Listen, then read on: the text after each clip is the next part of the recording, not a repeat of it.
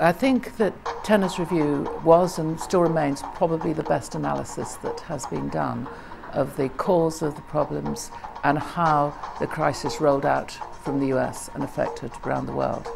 And I think too that he identified where the changes need to be made and the issues that need some further thought. We recognise that changes need to be made. I often say that what we don't want is just more regulation, and we don't want just more rules. The rule book's big enough already, it stands about so high, maybe even higher. What you need is rules that look at and address the right issues.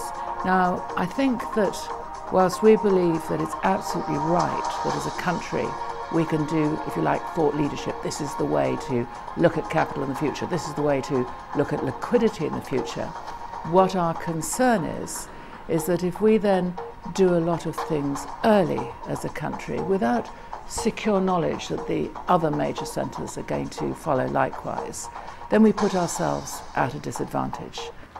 Europe is looking at things rather differently than we are, in the sense that the EU tendency, when it sees problems, is to go for more centralisation, and they tend to think that maybe some activities should no longer take place. Now, one example of that is hedge funds. Now, hedge funds tend to sit there as the big hate figure. They are almost hated more than the banking industry, and yet hedge funds can act aggressively, but there's also a large range of different types of hedge funds which actually perform a very good, useful market function.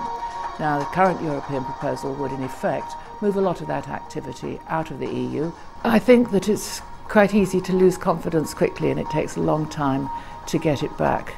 The sorts of things which give confidence to people, to our customer base, well, obviously if you're still there, obviously if you're doing a good job providing the products and services that people want and at the price they want. So there's that, the business of getting on with the business is something that does give confidence. A lot of the things have been done, and I think that now, whilst we finish off the changes and we look at the way forward, the talk has got to be on, this is the new structure and the new arrangements.